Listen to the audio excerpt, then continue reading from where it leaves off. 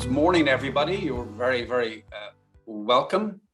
This is the second session in the series of science dialogue events running within the context of the AU-EU summit taking place this week in Brussels, formally on the Thursday and Friday, 17 and 18. But already there's a lot of people in town, many for the first time in a long time, and this is really a terrific opportunity to engage. And of course, what we are specifically aiming to do is raise awareness of the contribution of science and collaborative research to the broader Europe-Africa policy agenda. And many of you will know that the last summit, these summits should take place every 3 years, but the last one was in fact 5 years ago in Abidjan. So we've missed the platform, we've missed the opportunity to engage, and we've certainly missed the dialogue, but here we are. Let's look forward. So specifically, we feel there's enormous scope for engagement with policymakers and policy making, and of course, with the scientific community, you can never do enough explaining and demonstrating. But having said that, we feel that there's a very important aspect of policy making, and we feel that broadly, when one considers scientific activity, we like to advocate for a policy basis for science, and not just a programmatic basis. And as we go forward, we are looking at increasingly complex policymaking, greater challenges, greater regulation. The first meeting this morning. Sorry, Declan, I muted you by mistake. No problem. And our first meeting this morning was dealing with the impact of regulation on science and the impact of those regulations really in Africa. And I think that's one example of how, in one sense, life is becoming more complicated, but of course, in another sense, it is looking at the opportunities within the advancement of an enabling policy and regulatory environment for science. And I think this gives us great cause and pause for reflection. So certainly in the meetings this week, it's not necessarily, of course, we're always grateful for funding, but it's not about where's the money. It's more about what is the policy basis for support for science, and of course then that, in my experience, leads to probably a more adult discussion around funding. The policy discussion, again, this summit will, of course, have a strong focus on issues such as peace and security, immigration, health, of course, is there. But I think with all those and other agenda items, and of course, you will be very familiar with the green agenda and the digital transformation agenda, which Europe is pushing. And I think with all of these, one has to recognize the important and fundamental role of the scientific community and science and collaborative research in achieving these broad political and policy objectives. So that's where we want to aim the discussions. And I think within that, there are, of course, there's many aspects to this, but just one amongst many themes that we will consider this week is a broad agenda item concerning inclusivity. And I think this is to state the obvious, very important, but what that means for science and science collaboration in Africa, science collaboration in Europe, and science collaboration between Europe and Africa, and between African leadership and European leadership. And I think in that we must recognize a number of things. But for example, I think the global enabling environment is hugely important. And to that, I suppose we can point to the United Nations SDGs, which presents a great and very eloquent narrative around challenges society is faced with. But of course, within that, how do we advance a role of science? And you will know that the European Union, and to quite a large extent also the African Union, policy agenda is aligned with the United Nations SDGs. So I think this, again, is just by way of explaining how important the global context is to the broader narrative this week, and indeed to this very, very important meeting we have this morning.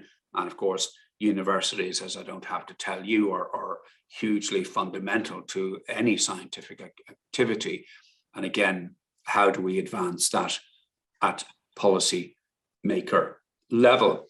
So really, that's probably enough for me. I'm very much looking forward to the discussion, and congratulations to Laura on working so hard to bring this really excellent group together. And I would encourage you to, don't see this as a meeting, see it as the beginning of a process. We want to inform not just the EU-Africa Summit, but we want to inform the multilateral system. And you will know the fora where these discussions take place: the United Nations General Assembly, the G7, the G20 process. COP27 will be in Egypt in November this year. And increasingly, you look at these agendas, and they're becoming more alike. And that's because, again, the challenges are becoming quite pervasive, and there's no hiding, and any fora is a very, very important fora to advance them. So please, think very much in future terms, think very much in terms of what you feel policymakers need to do, and what future policies need to look like. And just a brief word is that of course the I suppose the key program we really have in mind this week is the European Union's NDICI, the Neighbourhood Development and International Cooperation Instrument, also known as Global Europe. And I just one, and to our Africa friends, sorry for the Euro bias, but let's just try and make sure there's a very, very balanced discussion. And the objective this week, with reference to inclusiveness, is to really support and advance in Africa leadership on science and technology. So having said that, I would like to turn now, and it gives me a great honor to introduce Ernest Ayiti, the Secretary General of the African Research Universities Alliance and the former Vice Chancellor of the University of Ghana. Ernest, the screen is yours. You're very welcome. Thank you very much, Declan. Let me begin by thanking you, Declan, for the invitation to ARUA, the African Research Universities Alliance, together with the Guild of European Research Intensive Universities, to co-convene this side event as part of the efforts preparation for the AU-EU Summit taking place this week. So we are very happy to be doing this together. In saying that, I also want to draw attention to the fact that as far back as 2017, the European Union and the African Union agreed on the need to strengthen higher education systems, research and innovation, as a major step towards achieving sustainable development in the region. So collaboration between European and African researchers has been, since then, a major feature of this collaboration. The key thing there is how to design collaboration that takes into account the context from which various researchers are coming, takes into account the needs of the different parts of our world, the different needs of European researchers, the different needs of the African researchers. I'm very happy, indeed many of us are very happy in this collaboration. A number of initiatives have come from the European side that support these steps that have been mentioned. So a good example is what we've seen as the modifications to Horizon Europe. A good example is what we've seen changes in the Erasmus program. And lately, the ARISE program has been the biggest addition, focusing directly on African researchers. ARUA and the Guild are extremely happy to be associated with this. And we have organized in the last several months a number of engagements to bring African and European researchers together, make them recognize the opportunities so they can take advantage of them. We have had these sessions with African researchers only, also drawing their attention to the opportunity that exists under each of these various schemes.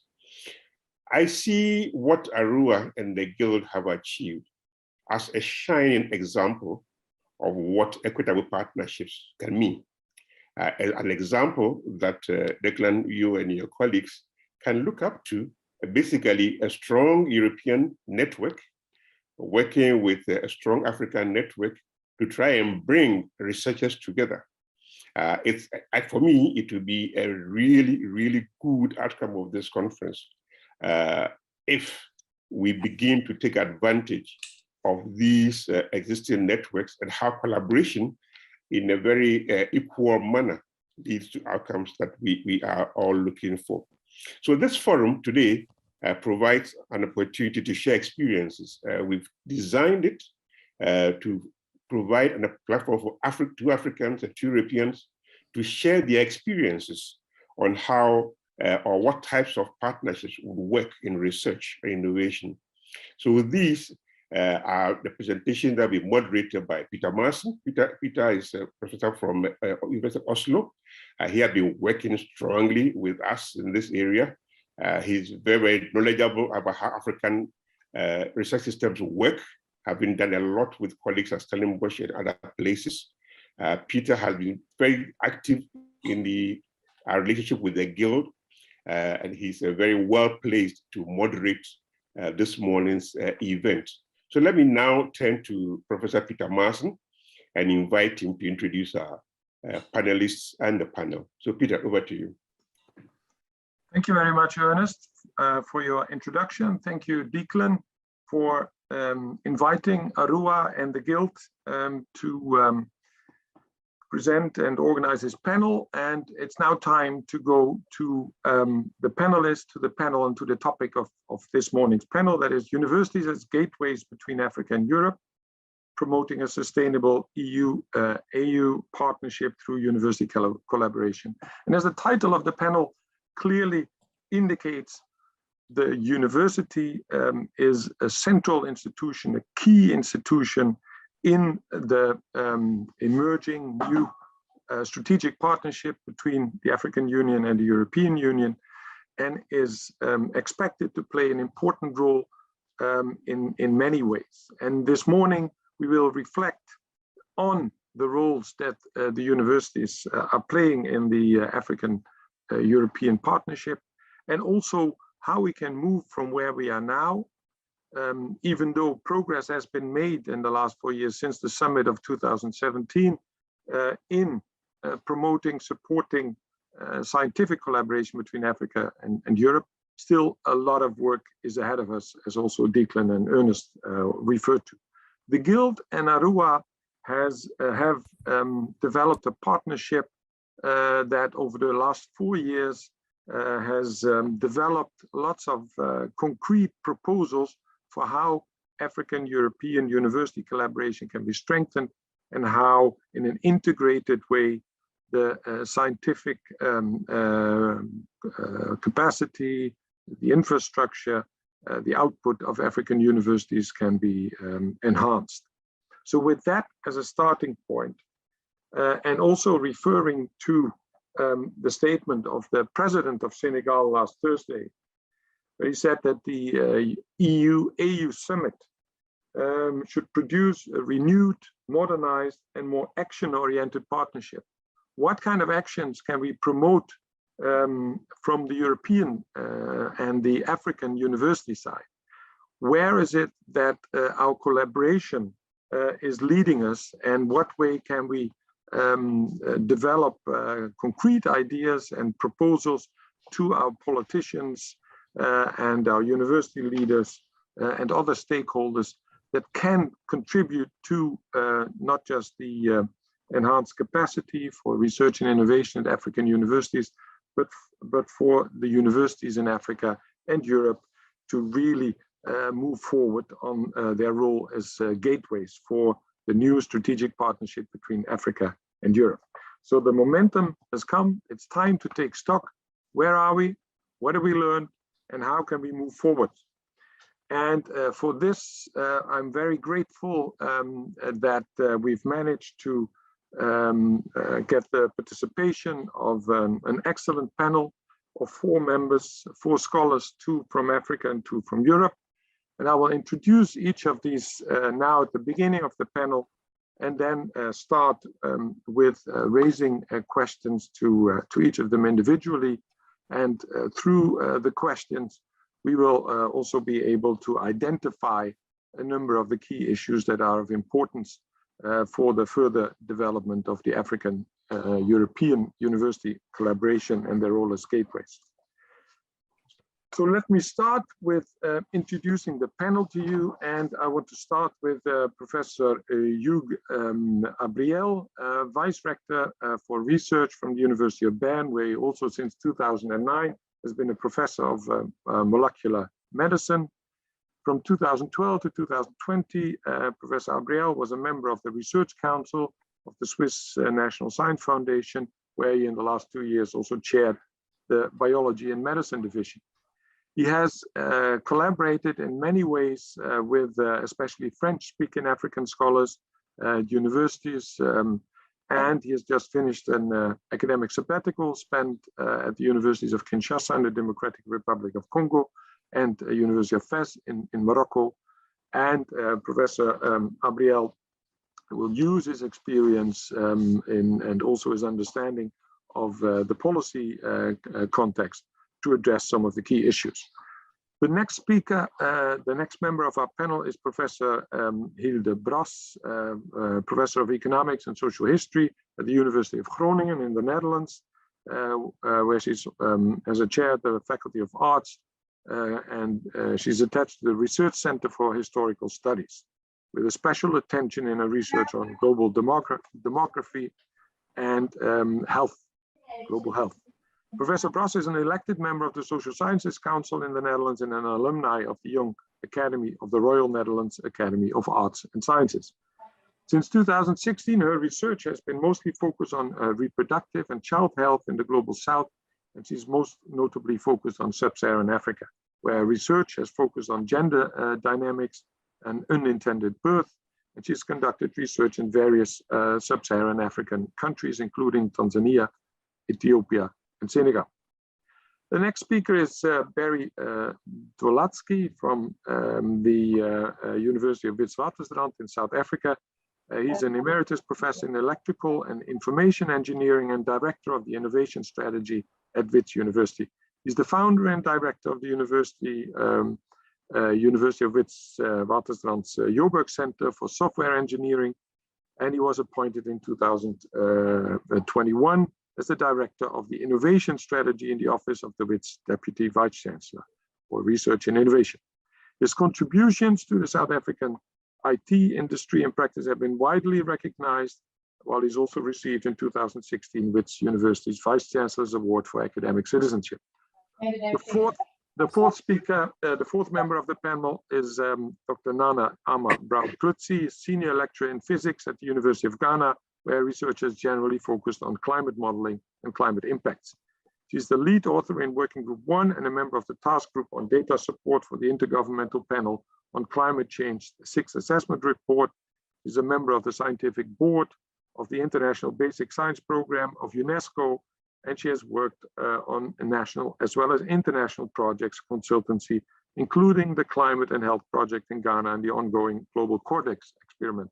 She's also highly dedicated to social engagement and community services in her country and abroad.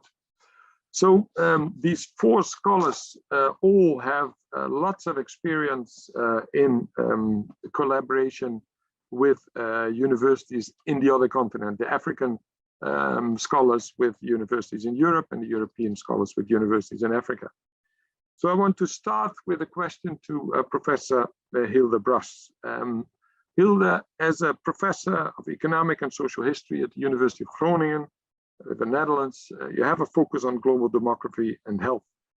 In these areas, global demography, global health, in these areas, these fields, how can European and African scientific perspectives complement each other? What is it that we can gain through a more enhanced and more equitable collaboration, African-European collaboration, and how can we do better? And what role can universities play in this? Hilda, please, the floor is yours. Yeah, let me start by thanking you for inviting me to participate in this panel.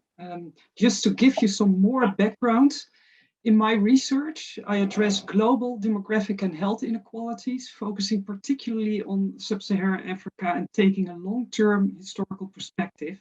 I study, for instance, inequalities in fertility and childbearing, maternal and child health, and sexual and reproductive health. And currently, I'm starting a project on the colonial legacies of missionary medicine, nursing practices, and reproductive health in East Africa.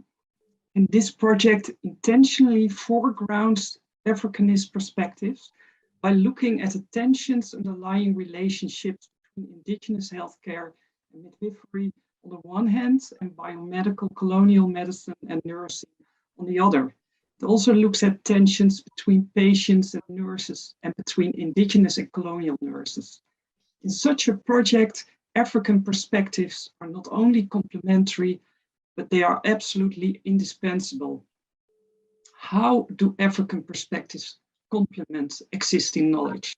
First of all, by the fact that they add knowledge on lived experience and needs on the ground in the area of study, that is at the local and the community level. Second, by looking at the topic under study through the lens of local languages and indigenous practices, by having access to oral history and different sources, not only colonial archives. And these African perspectives not only lead to much better historical, cultural, and socioeconomic contextualization of knowledge, but most importantly, they lead us to new and different questions. So what can we gather through collaboration?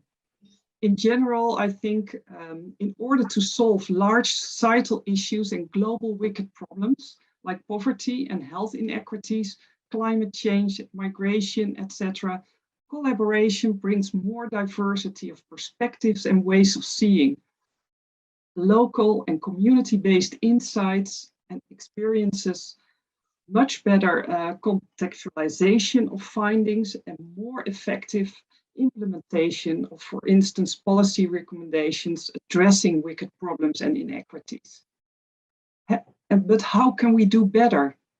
That was your third question.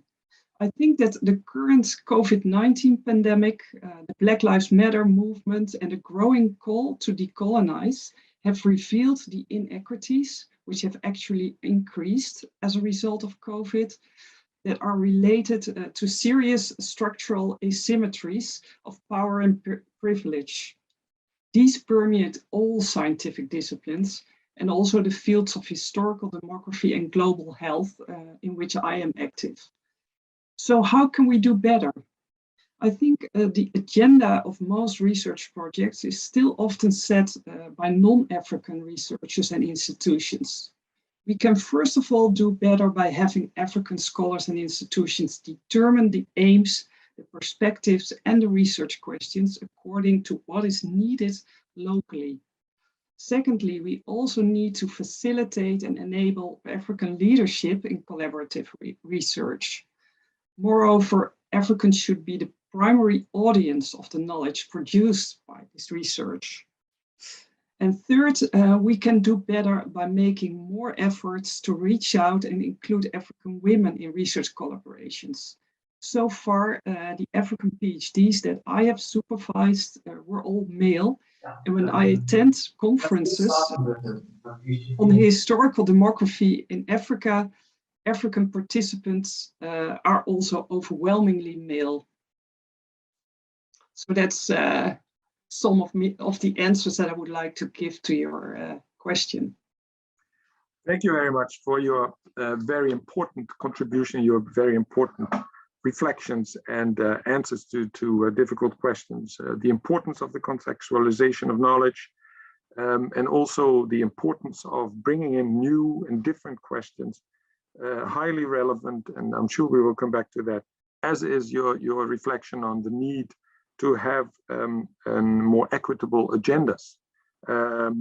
Agendas not set by non-Africans, but if we talk about strategic, equitable partnership, as the European Commission is doing, then that also got to have consequences for the way we collaborate in research. And of course, the gender issue, equitable and more balanced gender participation is an extremely important topic.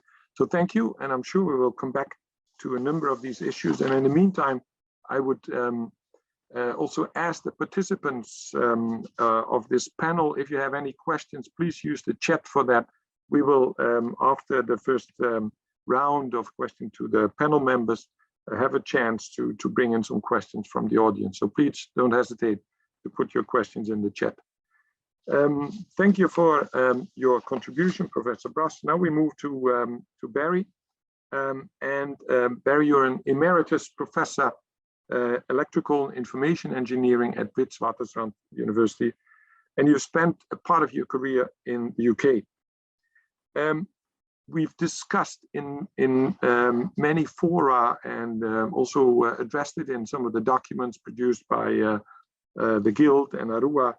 We addressed the need to strengthen career opportunities for young scholars in Africa, but also to have more balanced mobilities of students and staff, university mobilities, which also relates, of course, to the issue of brain drain and career paths of young African scholars. So how can we, from an African and an European perspective, how can we promote more equitable mobilities and also promote at the same time career opportunities for young scholars in Africa, so that the enhanced mobility opportunities don't lead to brain drain? So what are our options, and what is the way forward in this perspective and this important aspect of equitable partnership between African and European science communities? Barry. Thank you very much, Peter. Hello, everyone. I think that the key to me, and it was pointed out, you said that the first 10 years of my academic career was to leave South Africa and go and work in the UK. And while in the UK, I worked in a big European funded project under the Esprit program with a whole bunch of European universities and companies. And I think that the thing that attracted me most to leave then in the 1980s was critical mass. So working in my university in South Africa, I felt very alone. I felt very isolated. Moving to the UK and being part of a big pan-European consortium, I felt very supported and very involved. And I think the secret to deal with the brain drain, and it is a very wicked problem, because obviously bright young Africans that have the opportunity to work abroad will be attracted. But I think the key to it is to help them in terms of two things, to help them in terms of being part of a bigger whole. So I think the idea of clustering, which I know has come up in the conversations around this meeting and others, is to form powerful clusters between European and African universities, so that we don't have African scientists who sit feeling sort of isolated and part of a much smaller whole, but to try and connect them to bigger projects in a bigger whole. So that's the one thing. I think the second thing is resources, and kind of obviously universities and research institutions of the global north are much better endowed in terms of resources. And one has to factor that in if you build collaboration, to not only look at the kind of direct cost, but also to look how one can use those collaborations to build resources and build stronger facilities for African researchers in their home institutions. I think we should also encourage movement. So I think that this idea of a brain drain, rather to not think of brain drain, but to think of brain circulation. So to have people who comfortably move between working in Africa and Europe and vice versa, and going backwards and forwards and enriching their careers and enriching their research. And that also needs resources and some careful thinking about how to do that. And I think just the final word that I want to say, in my area, which is in software engineering, I've been in a lot of discussions with colleagues from India who, and I talked once about the brain drain from India, and people objected to the idea of a brain drain from India to the US and Europe in the digital field, because they said it's not a brain drain, it's a brain bridge. So every Indian who goes and works in the US or in Europe, in the commercial or in the research and academic area, is kind of seen as a bridge back to their home institution. And we should really encourage that idea that people don't leave, but they plant new roots and see themselves as a bridge back to their home institutions. So I think I'll stop there. Thank you. Thank you. Thank you, Barry, for your contribution. The idea of clusters is of course, a key idea of ARUA and the Guild. Clusters of universities in key scientific areas. We might come back to that in a few minutes. Resources, extremely important. Also in the work done by ARUA and the Guild, there have been various documents in which proposals have been made, concrete proposals on what kind of resources are needed and what kind of investments are needed, also in order to realize the kind of outcomes that you were pleading, like better facilities, better infrastructure at African universities for African scholars at their own universities. And also, of course, brain circulation and brain bridges are important. But career opportunities for young scholars in Africa should make it possible to reduce the number of especially young PhD holders that leave Africa each year. Data from Stellenbosch University, the center there, suggests that there are, since the beginning of the century, at least 60,000 more doctoral degree holders left Africa than have returned. So that these are serious challenges, and thank you for reflecting on that. There was a question in the chat about the activities of the AU and the EU. Some have been mentioned in the introduction, both by Declan and by Ernest. What is good, before we go to the next speaker, is to emphasize that there really is a momentum. The European Union and the African Union have negotiated for a couple of years about their new agreement that is central at the summit later this week. What has happened over the last years is that both the African Union and the European Union have agreed that there is a need to strengthen the investments in research and innovation. And from that perspective, for example, the initiatives from the European Union to introduce the RISE program that Ernest was referring to, the decision to have for the first time a non-European regional earmarking in the framework program, the Africa initiative, is also remarkable, as are other instruments. So already there is, as also visible in the Erasmus Plus, there is a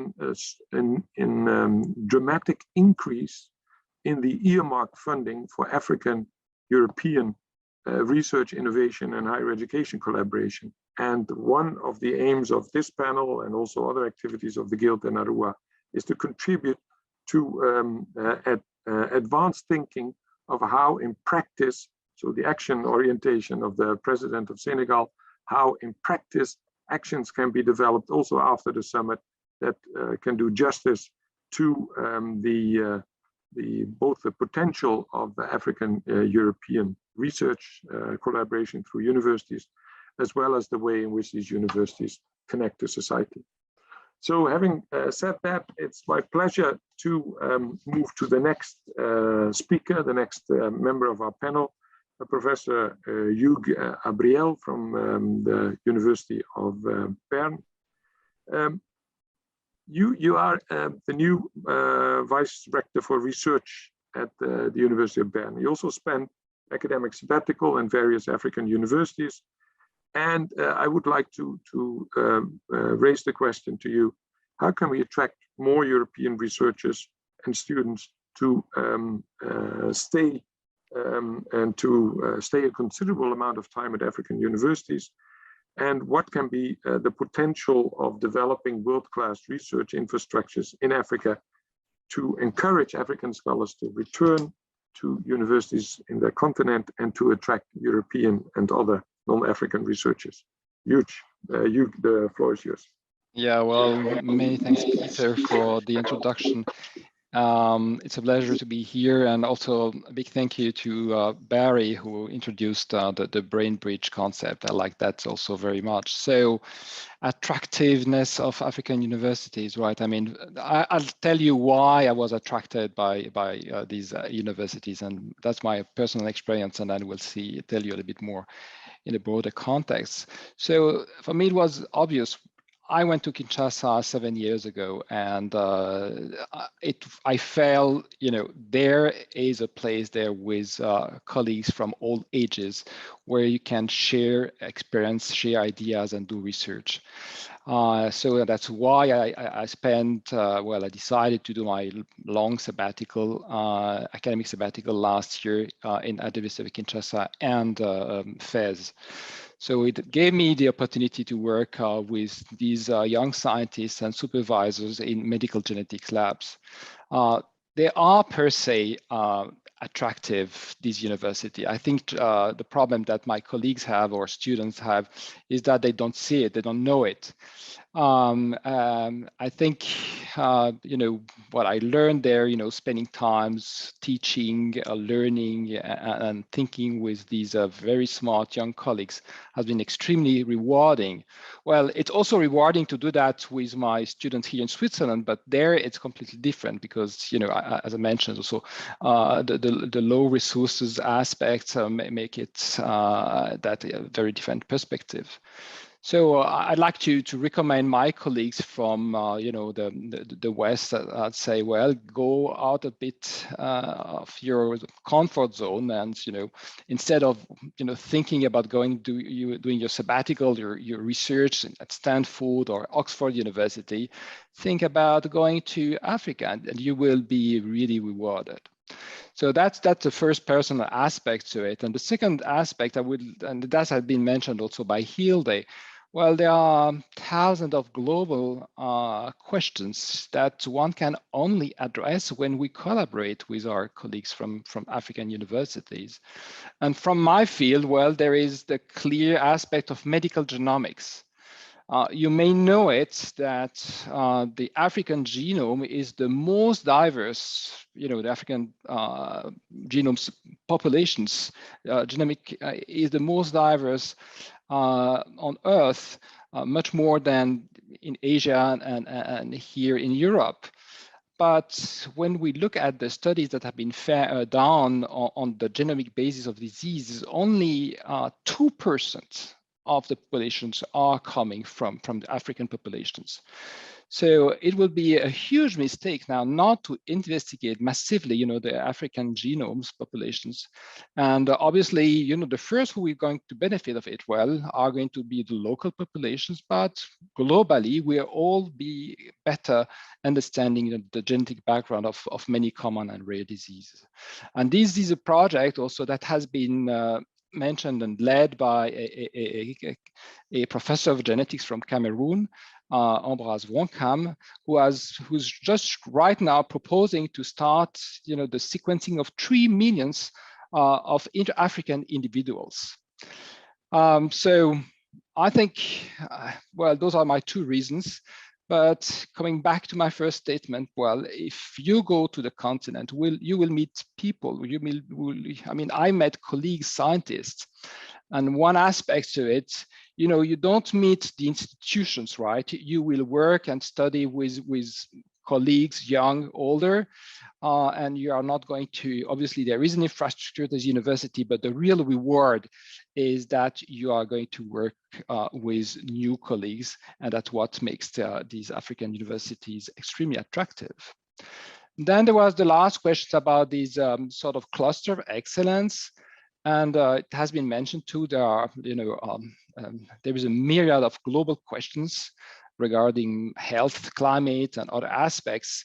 And I think that the idea to start with new infrastructures is obviously a good one. And obviously there is an aspect that one should not miss. There is an opportunity here to for once not copy paste from the past, right? I mean, the first thing one has to do, most likely, and we do that here in the North, we would like to revise the concept of world-class or excellence.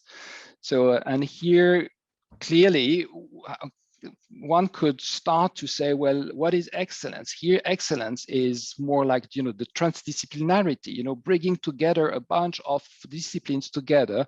And if you take one field that I know better, One Health, then you have to have ecologists, zoologists, medical doctors, and veterinarians, sociologists, and epidemiologists, and IT specialists to work together. And if you can do that, start from scratch these new infrastructure in that way, maybe they will be excellent. And there is the last aspects to it. It's also, how to govern these new types of clusters and institutions. I think here we have to indeed to look at the fact that it has been very diverse and as inclusive as possible. And by having these values here, I see that these clusters are going to be excellent, and they are going to be, for us and for everyone in the world, cool and attractive. And so I'm really looking forward to see many of these new clusters, starting on the continent. That's the way I see it. Thanks, Peter. Thank you very much, Hugh. 3 important points. The first point relates to the change dynamics in African science.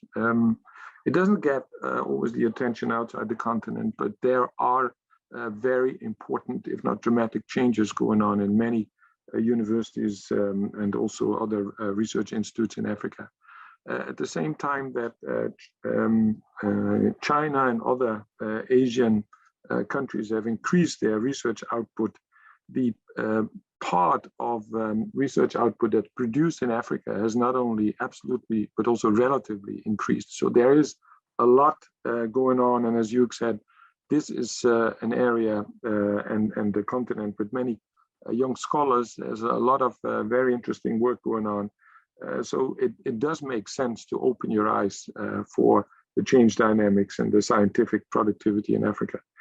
And also the global knowledge area. We cannot afford in our further development of the global knowledge area not to include Africa in a more serious and a more equal way with agendas driven by African scholars. Absolutely, a key point. And one of the ways to do that might be through new instruments, new approaches, new way of thinking. And ARUA and the Guild have developed together the notion of clusters of excellence within an African context. And we've gotten a lot of positive feedback from that, both from the universities, but also from politicians, the European Commission, the African Union, etc. It was recently further elaborated and promoted by a statement made by ARUA. So thank you, Hugh, for these points. And now I want to move on to Nana, our 4th panelist, Nana Ahmed Brown Klutzy from the University of Ghana. Nana, you're a senior lecturer in physics at the University of Ghana, and you've been involved in many international as well as national research projects on climate change. So how can we strengthen, from your perspective and your experience, how can we strengthen the capacity of African science to bring its perspectives on the key global challenges, the wicked problems, as has been referred to by Hilda, for example? How can we strengthen capacity of African science to contribute to our, not just our understanding, but also our research and solutions with respect to wicked problems, societal challenges like climate change? So how can we make sure that African scholars, African science becomes more integrated and also in a growing number of areas leading in this? What's your perspective on it, Nana? Please go ahead. All right, thank you. Let me thank ARUA and the Guild for this opportunity. I'll make my contribution right away. So science research contribution from Africa is indeed low compared to contributions from other continents. Strengthening science in Africa, yes, we need to encourage indigenous challenges. I mean, research into indigenous challenges that will probably attract the interest of scientists. We must understand our challenges to be able to address them and then provide quality education along the challenges. I like the African Union Agenda 2063, the Africa we want, that will allow or direct research into how we want Africa to be. When we solve our local challenges, we automatically contribute to solving a global one. Of course, we should be guided by the global goals like the SDGs, the Paris Agreement, Sendai framework, etc. I give a typical example, poverty in Africa. It is an indigenous challenge which affects many aspects of the society. Science, technology, innovation are key drivers for poverty eradication and essential components for also achieving the Sustainable Development Goals. We cannot simply do without science in the world, and especially Africa. I have been involved in this IPCC State Assessment Report and other global projects, as you rightly introduced. There is a clear challenge of the involvement of African scientists and their contributions. I think we have to start with the fundamentals of training if we have to strengthen the research capacity of African scientists. Mentorship is still important even when one has attained or obtained a PhD. A guide to manuscript writing and publications. So you can have all the ideas, but you need to put them into some form of communication to the world. I read a book with the title, PhD is not enough. So this is one thing I tell my students, to continue to work with their supervisors, advisors, and research team when they finish their PhD. One still needs that science survival skills. Idea searching, crafting of titles, setting of objectives, planning a manuscript are all skills one needs in addressing the societal and ecological challenges. Again, we need the political buy-ins in science development, policy direction and support. We normally do not get this from governments of African countries. We know that these policy and decision makers know the importance of science and the contribution of science in development. Unfortunately, however, they are not interested in and do not actually fund science research and activities as it has actually supposed to be. And lastly, we cannot do this alone as a continent. And that's when collaboration is extremely important. Recently, the UNESCO had signed an agreement on the path-breaking agreement to support science, technology, innovation in Africa. And I believe that will go a long way in strengthening science development in Africa. Thank you very much. Thank you, Nana, for reminding us of the importance of Agenda 2063 and the indigenous challenges. The Africa we want. The political leaders in Africa in the agenda have, amongst others, indicated that one of their aims is to have in 2063 at least 200, whatever we call it, excellent, world-class, but highly productive universities that are of relevance for local and continental development. Extremely important. So the fundamental training that you referred to is also a key point. Indeed, doctoral training should not be out of date. It should be linked to the changing labor market, whether it's within academia, within science, or outside for PhD holders, and also the fact that they're supposed to work more and more interdisciplinary. Also, the policy dimension, extremely important. How can we contribute to science, innovation, higher education, becoming more central in the policy agendas of African countries? And also emphasizing the importance of collaboration and the role of UNESCO and others in this. So thank you for this. And before now going to another round of questions to further elaborate the points that they made to the panel, I would like to raise one question from the audience that was directed first at Hilda, but if other panelists would like to reflect on it, because it relates to points that all of you have made. And the question has to do about the persisting inequalities. So how can we influence funding organizations nationally in Africa, as Nana was referring to, but also at the continental level and outside the continent in Europe, both at the European level and national? How can we influence funding organizations to take the persisting inequalities seriously and to develop new modes of funding that can do justice to the need for more equitable partnerships in science?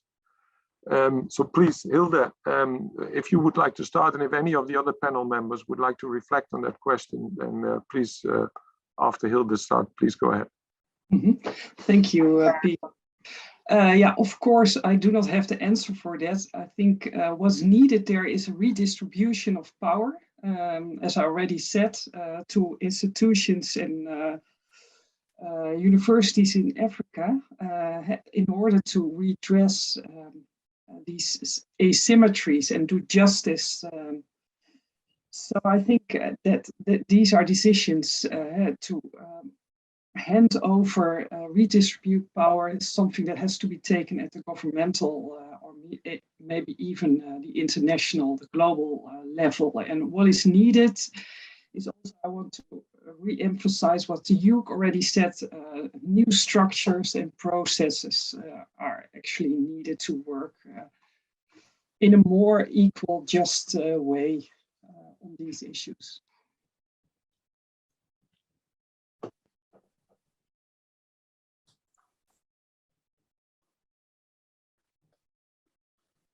We don't hear you, Peter.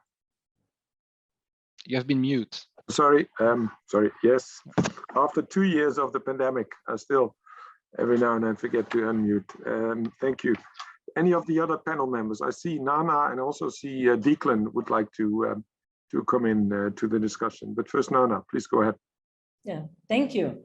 I want to react to the question of how do we attract funding. So I start basically with communication of ideas. So I think scientists also need to have some kind of training or some kind of ways to be able to communicate their ideas, especially to government. I once asked the principal investigator of Newton Fund, funded by the UK government. I asked him, how were you able to convince your government to fund astronomy training and capacity building in Africa? Because for us in Africa, when you mention astronomy, yes, they think of something completely out of reality. So how are you able to convince your government that astronomy training is important, and even in Africa? And then it's like, yes, of course, you need to have that to explain, yes, have your proposals to be catchy, and how each and every output of the project can support or help that government. And in Africa, it's like you have to, the project must, to win a project funding, that output should be support, or how the government can win the next election. It's, I mean, typically I put it back this way: how how would the project output help the government to win the next election? And our political season, it's about 4 years and maximum 8 years. And we know science research can take a bit of a longer time to get output. So now we need to design science research around short-term outputs. Once you have that, then you're able to get a funding. So it boils down to communication, first of all, on the importance of that particular research going to, the impact it will have on the society, people going to be happy with the government when that funding is given, and then also more of and then more of how the government of the day will be able to attract more support going forward in terms of winning the next election or something like that. Thank you. Thank you very much, Nana. Declan, you wanted to come in? Yeah, just very, very interesting. Just two points I'd like to raise from my experience, and just the first one maybe picking up from where picking up on Nana's point is really, yes, no, everything Nana said I'd absolutely subscribe to, but in addition, I think it's probably, and I say this for myself many times, it's probably no longer sufficient to engage with, in this case, maybe policymakers. I think you actually have to go and find ways to write the policies. I think it has to be very right. If I was which I'm not, and I have no interest, but if I was an oil company from wherever, and I wanted the legislation and regulation of a particular country to support me, I would be lobbying very aggressively, and I would be doing very proactive activities to do that. So I just feel that certainly broadly the education science community needs to do the same, have the same approach, in my view. I'm not saying it's easy, but I really feel that's where one has to move, because broadly access to funding for whatever is anyway becoming more competitive. So it's not sufficient to keep doing the same thing. And then also there's an analogy I like to use. So I'm sitting in Brussels today, and kind of when I look out my window, there's two lines of people. You see, there's a very, very, very, very long line, and they're queued up at the window that says, money here, you see, and lots of people there. And of course, I'm going to be the last guy in the line, But then around the corner, there's another window, and it says ideas here, you see. It's a very short line. So again, just maybe paraphrasing what Nana was saying, it's more important to sell ideas than it is to sell requests for money. Now, that is a simplification, of course it is. However, I think the need for a very comprehensive engagement with policymakers is vitally important. And that's changing. It's becoming, I'm not saying it's good, I'm not saying it's bad, but it is becoming far more complex and needs new approaches and solutions. The second point I'd like to say directly on the point of funding is something we've been working on, is to build, we've noticed a lot of activity around development finance. And development finance, you will know, in the guise of the World Bank, the IMF, the African Development Bank. So there's about, I think it's about 400 development banks around the world. Now, by and large, the business model for development banks historically has been, you know, a well in Namibia or a roundabout in Sudan or whatever, you see, classic, you know, infrastructure sort of stuff.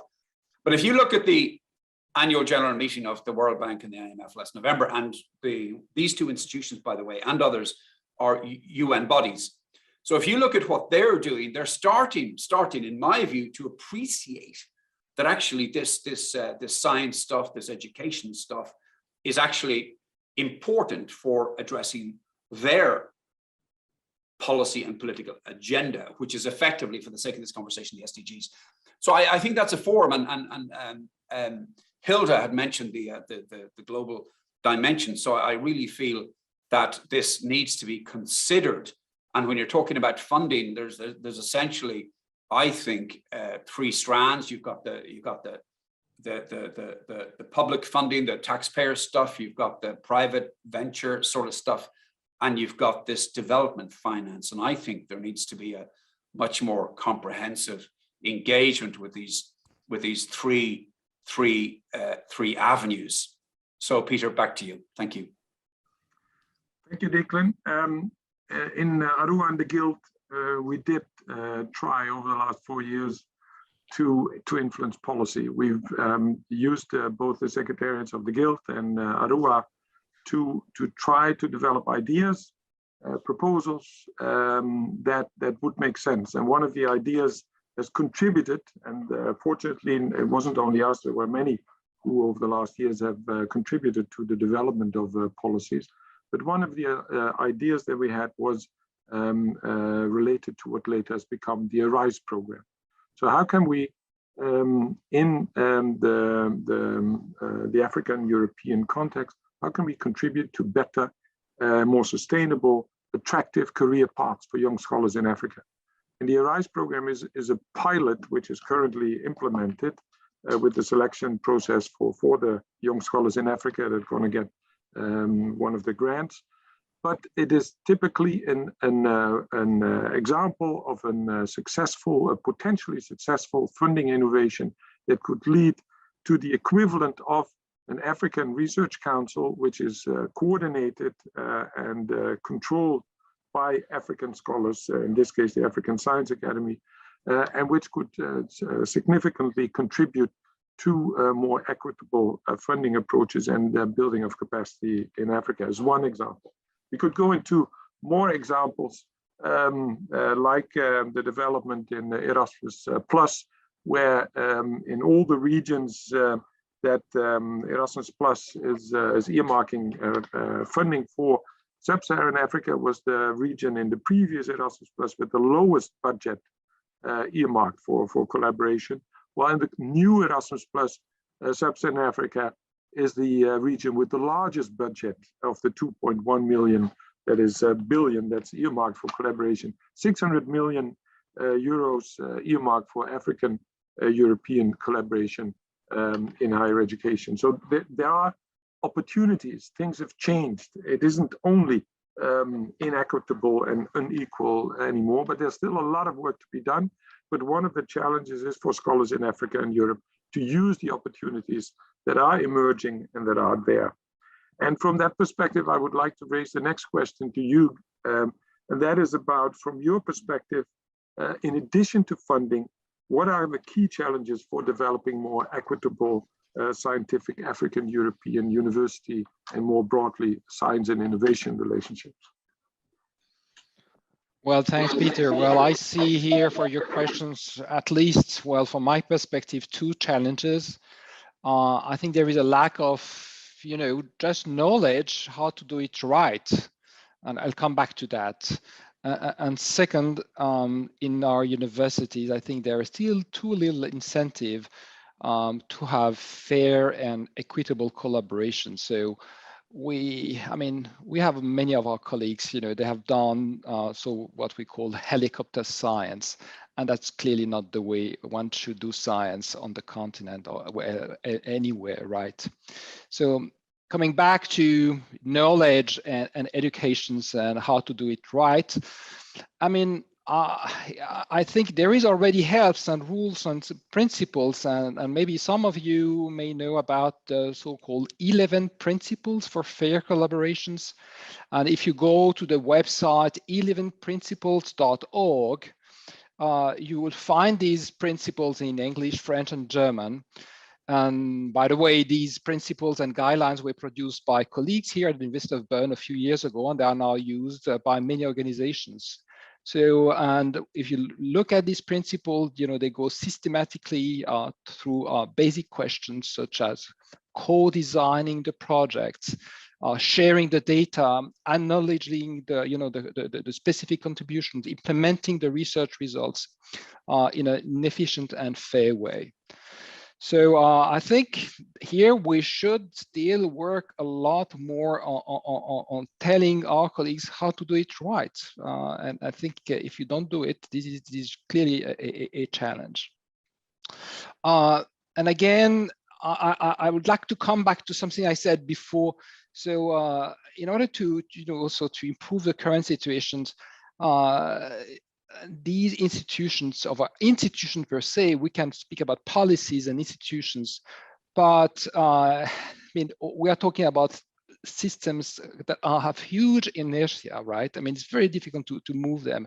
And I think we really have to pay attention that in all these movement and project of change, I mean, those are the people that are going to change things. And we have to have a very participative approach. We have to involve our young, well, colleagues from here and from the continent, maybe very young colleagues. They are the ones that have, you know, the energy, the willingness, and the time sometimes to work on these changes. So that's my statement here in order to, I would say, from a personal point of view, to change things. Yes, thank you, Hugh, and thank you for introducing the notion of incentives. What kind of incentives would be of relevance both within the universities in Europe and Africa, as well as also in university systems, and also the notion of knowledge. So what do we know about the way in which development, scientific collaborations, networks, etc., have worked in between Europe and Africa? What are the outcomes? What are the kind of factors that influence the science dynamics in Africa? And how can we strengthen our knowledge base, our understanding of change dynamics? Very important. Thank you. Nana, from an African perspective, especially an intra-African perspective, while the overall research output of African, especially universities, but African scholars that are working in Africa has increased both absolutely and relatively. One area still is seriously lagging behind, that's intra-African research collaboration. So what can be done to promote the intra-African research collaboration that can also then address the wicked problems, the indigenous challenges that you were referring to? Please, Nana, go ahead. Yeah, thank you. So first of all, we need to encourage quality research in Africa. Once you demonstrate quality as a scientist, through your research output, you attract other scientists and other institutions for collaboration. We should insist on quality output. I have had a question from a young career scientist on how can one start collaboration. So I feel that was a legitimate question. My answer was this, that start with your supervisors and colleagues, and more importantly, distinguish yourself in your research, and then provide a quality output out there. Intra-African research collaboration is important to reduce duplication of efforts. I am fortunate to be a part of the committee that worked on the African space policy and strategy of the African Union. We made it a policy to reduce duplication of efforts, noting from the scarce resources that we normally get allocated to science and technology in the continent.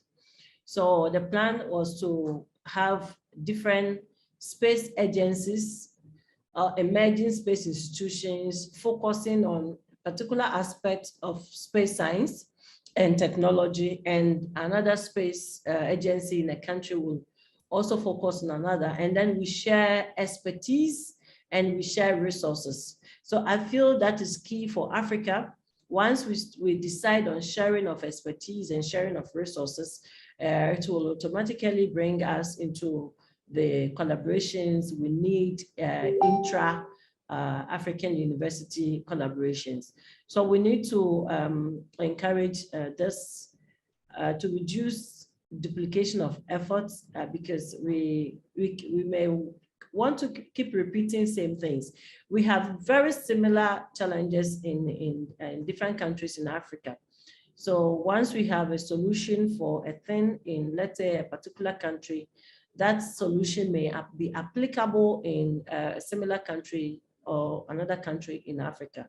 So we should not duplicate effort to reduce resources or funding that we spend in trying to address our challenges. And of course, we need to have database, we need to be doing the talking of ourselves, and then we need to publish our research. Then we'll be able to have, we need to be proactive in also getting in touch with the right, let's say, field of scientists to be able to start talking and collaborating with them. So this is an important thing to do. So to promote the intra-African university collaboration, I feel African countries and scientists should be proactive in getting in touch with each other, and also, as I said earlier, on produce quality research. Thank you. Nana, thank you. If I may just follow up to you on this, because we've seen on the one hand in Africa, the first university alliance, ARUA, Research University Alliance, with an effort to develop inter-university collaboration, centers of excellence, etc.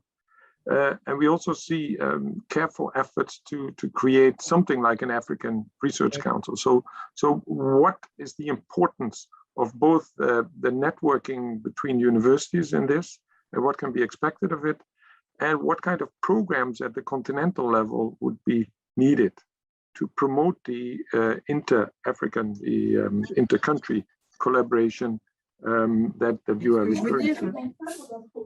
Yeah, very well. I think the African Research Alliance. Mais bon, enfin, le fait est, c'est qu'il peut. Yeah, sorry for that. Please go ahead. It's okay. Yeah, the African Research Universities Alliance is one of the proactive initiatives that we actually need in the continent. So that's I've once attended, not once, I think couple of times I've attended programs of the ARUA. One of it was to it was a workshop for lecturers wanting to know some of the challenges and how teaching and lecturing is done. And so we shared a lot of ideas in that forum. So this is an initiative which will help with the intra-African collaboration.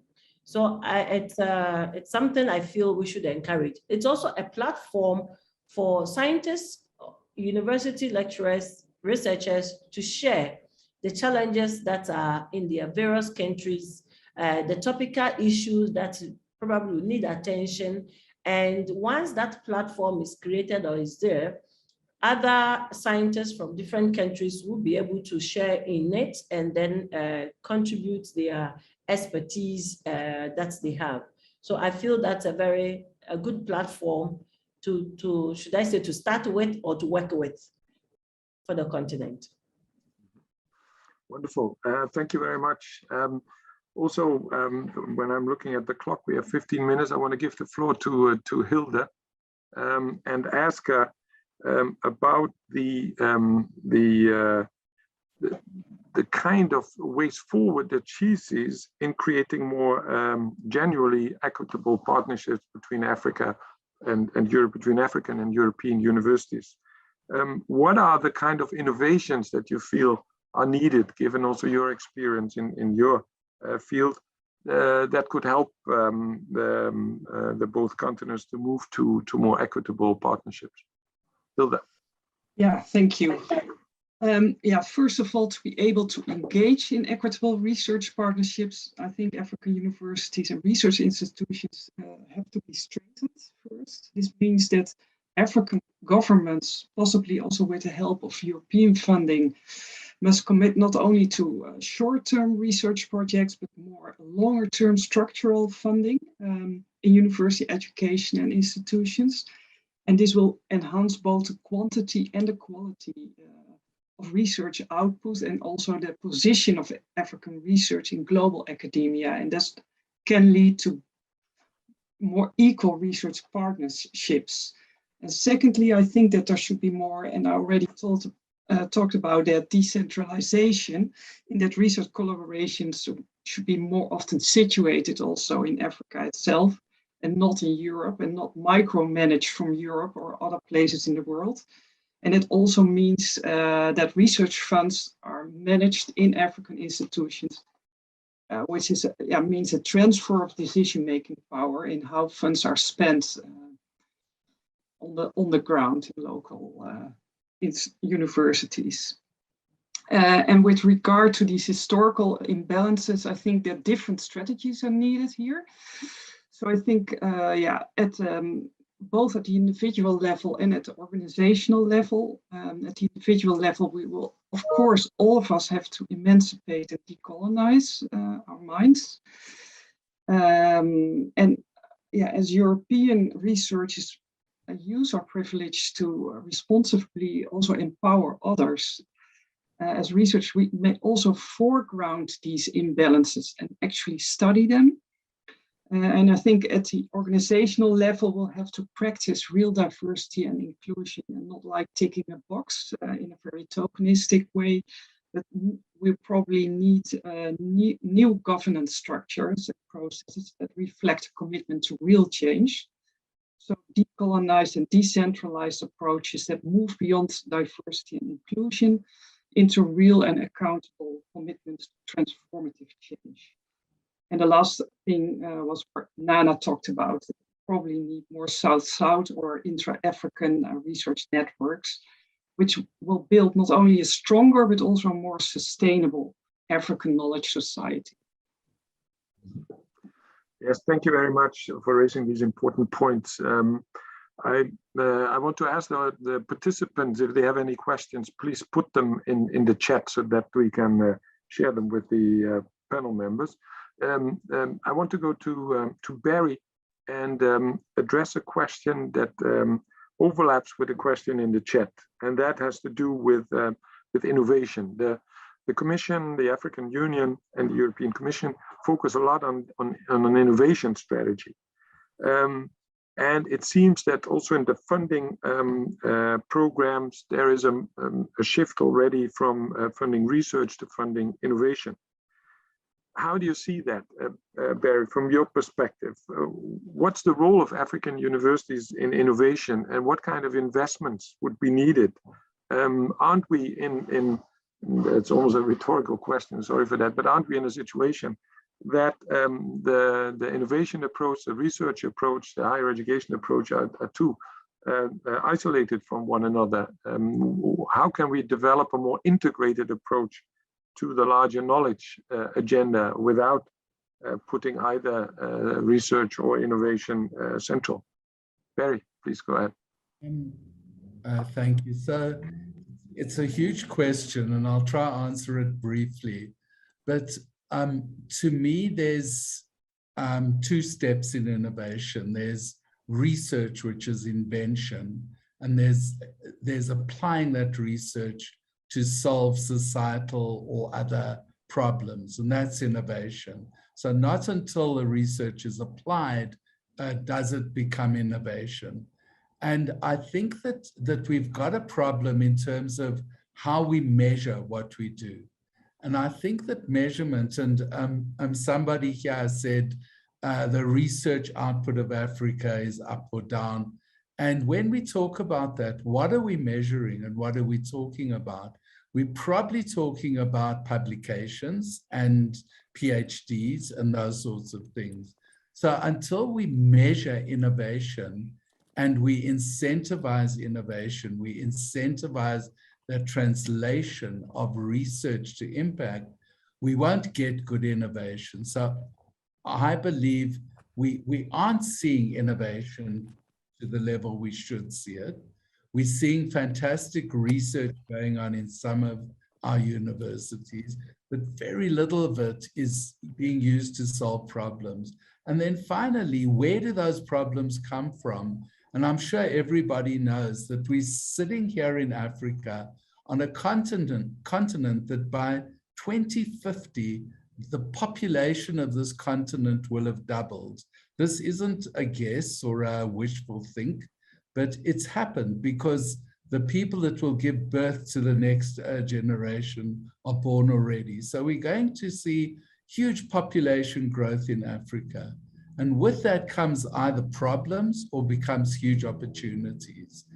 This population of young, bright, many Africans who will be born into this world with the so-called fourth industrial revolution and digital transformation happening are sort of raw material for doing amazing innovation. And I think that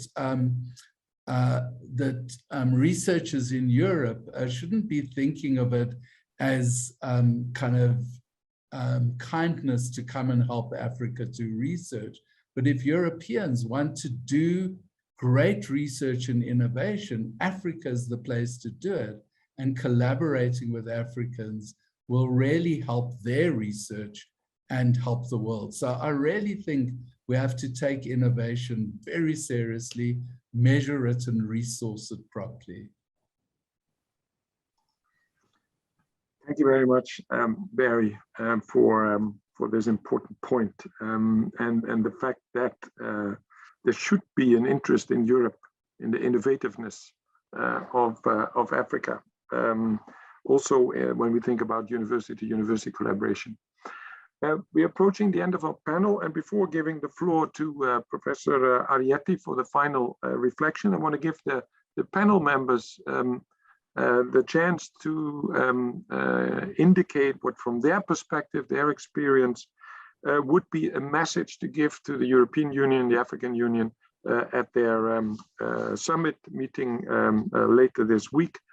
From our university interest, from our perspective, what is it that are important messages to give to the politicians meeting later this week?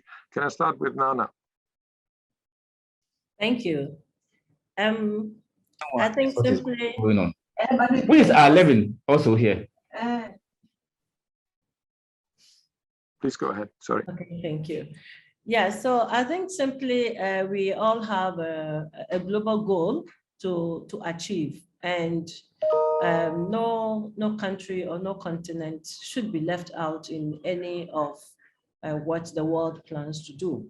So a typical example is the issue of climate change. And in the last COP26, we had agreed in Glasgow that we are going to do it together. Africa has its typical challenges. Of course, every other continent has their own challenges. But then for Africa, we want to contribute to the mitigation aspects, even much more than we actually contribute onto the greenhouse gases. So we're trying to do that means we're going to deny ourselves from accessing our natural resources. We want to do this. We are poised to do this, but we can't do it alone. So we call on the European Union, the parliamentarians, the government leaders, political leaders in general, to support us in various ways for our development, so that, of course, we go by our agreement that we have signed off on the Paris Agreement. I put it simple. Thank you. Thank you very much, Nana. Hugh, may I give you the word? Well, yes. So I'd like to come back to one core aspect of universities in general. I mean, whether they are on the continent of Africa or in Europe. So there is this notion of academic freedom and, education and basic research, and upstream of innovation, which is really needed. And I loved what Barry just told us about what can be done in Africa in terms of innovation. You need also these basic research freedom. And that's what also I learned with my colleagues. Not all my colleagues in Africa are interested in applying their research findings. They are just like me and like us, interested about how to understand how the world is working. So give them the possibility, fund them, tell the government of African countries, fund universities, and let them know, these young people, do research, maybe project-based, program-based, I don't know, but they really a big need to really support these young scientists in African universities. Thank you very much, Hugh. Barry, please, what is it that you would like to send as a message to the politicians? So I think if this terrible experience of the COVID pandemic has taught us anything, it's that the world is one. There is one world. And I think we have to work together. There's no such thing as African researchers and European researchers. We all are researchers. We all tackle these very big global problems. And I think that we need to be resourced. We need to work together and have opportunities to solve these problems together. So it's to kind of look at the system as one and not as 2 or 3 or 4 different systems. Thank you. And finally, Hilda. Yeah, I would like to follow up on Barry. I think also I like this global holistic way of approaching global wicked problems. And to do that, we will need all the perspectives that are available. And I would also like to stress, Barry also mentioned about the demographic changes that by mid-century, a quarter of all people in the world will be living in Africa. So that's another argument to incorporate visions and ideas of all. Thank you very much, Hilda. Thank you, Barry. Thank you, Hugh. Thank you, Nana, for your very important and relevant contributions to the panel. We are at an important moment in time. There is a momentum for a new, a more equitable, a more action-oriented African-European collaboration, the large agreement that's going to hopefully be signed later this week.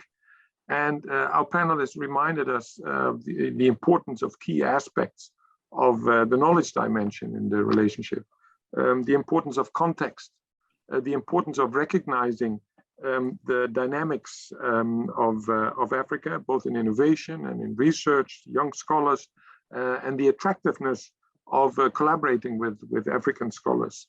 Also the importance of training, of bringing training up to the level where it's needed, and not just stick with old-fashioned or traditional approaches to training. Funding has been mentioned, as well as other aspects where really attention is needed. So all in all, the input from the panel also showed that we're at the beginning. There is a momentum, there's change, there's an opportunity to move forward in the enhancement of collaboration between European and African universities, but there's a lot of work to be done. And I'm looking forward to hearing later this week what the role of innovation and research will be in the new agreement between Africa and Europe. And with that, I thank the panelists again very much for their contribution, their time, their engagement, and I give the floor to Ernest for the final reflection. Thank you. Thank you very much, Peter. Thank you very much for the good summary that you've just given us. And I also thank our panelists for sharing with us their various rich experiences. Now, I came into this event with one message that I hope to share, basically that the universities are changing. They are changing for the better. They are getting stronger. Indeed, the creation of ARUA is a strong statement from African universities that there's a new world in which collaboration is going to be key. So the point that you made, Peter, about intra-African collaboration is what the presence of ARUA is intended to emphasize. But I've learned from our 4 speakers a lot that will go to enrich the original message that I have. And in particular, a point that Barry made towards the end, where he said that Africa is the place to do research. You know, that statement that Barry made resonates quite well with me, and it reflects also what Nana said, what Hilda said, what Hugh said. Africa is the place today to do research. And it's not only in the interest of the Africans, but also of the world.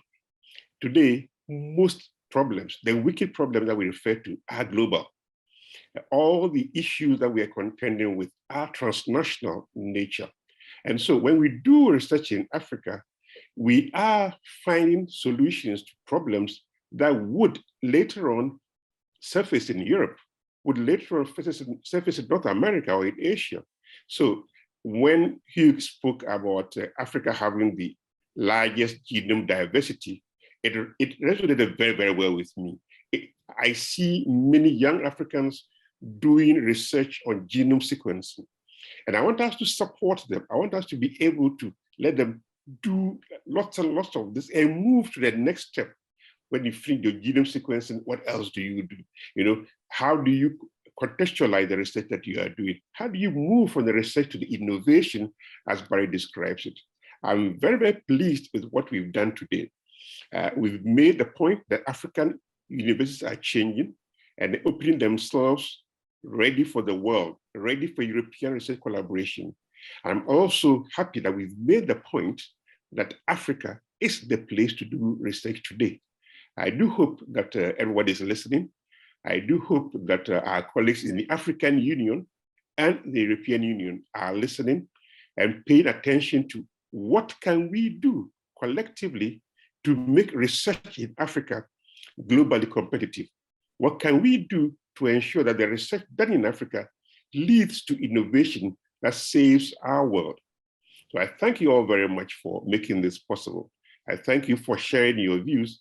And I do hope that Declan, you found the information, you found the support that you can bring to the European Union and to the African Union as we move forward. Thank you very much for this opportunity.